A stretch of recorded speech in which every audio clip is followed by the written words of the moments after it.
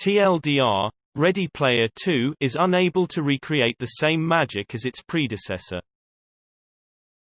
Ready Player 2 starts with Wade Watts discovering a new Easter egg, hidden by the dead James Halliday, the creator of the online world, OASIS. This puzzle unlocks a new technology which has the potential to save the world or accelerate its ruin. Along with this new tech comes a new quest and a new villain. Before we get into the review, I want to look back at Ready Player 1 and see what made it work. Ready Player 1 was full of pop culture references, which made it nostalgic and fun to read. It was also one of those books that fulfill the nerd hero fantasy, an introvert who is only capable in the fictional online world, but who saves the day and gets the girl. The focus on the basics of storytelling, like compelling characters, exciting puzzles, fast pacing, and incredible world building, made the book stand out. Unfortunately, Ready Player 2 doesn't just check many of these boxes, but it regresses in some of them. The first problem is the overemphasis on pop culture references. Yes, that is possible. It feels like 90% of the book is devoted to exposition and retellings of pop culture. The amount of space dedicated to the references comes at the expense of the plot and pacing.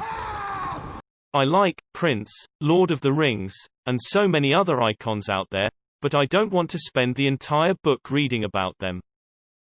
I came to Ready Player 2 to read its story, not something else's. There are so many places in the book where Ernest Cline gets into descriptions of that reference or this trivia, that it gets boring. These sections also bring down the already slow pacing. The author tries to infuse some life and urgency into the plot by using the artifice of a timer. But, unlike a movie like The Peacemaker, which makes the countdown so tense, it is just another thing in Ready Player 2. The plot is also not that interesting for a sequel. Being held hostage by an AI is an overly done trope, and if you are going to reuse it, then you better make sure that there is something unique about it. Being so bland, I didn't find the villain menacing or original enough. But I think what kills the book are the lackluster characters. I couldn't get into them, unlike the first book. Wade Watts spends the first third of the book whining about how life as a multi-billionaire sucks. Then there is the contrived breakup and even more contrived reconciliation, none of which is remotely believable by the way. The characters haven't progressed from the first book. There isn't much of a character arc for them in Ready Player 2 either.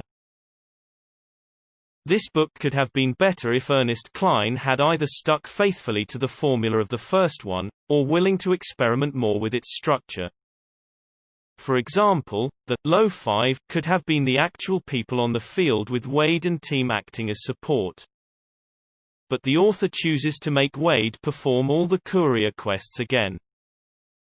But let's be real, Ready Player 1 is a one-of-a-kind book, with devices and a structure that will work only once. Trying to replicate it is going to end in tears. In conclusion, Ready Player 2 is a pale imitation of Ready Player 1. You will be better off rereading the first book instead of this one.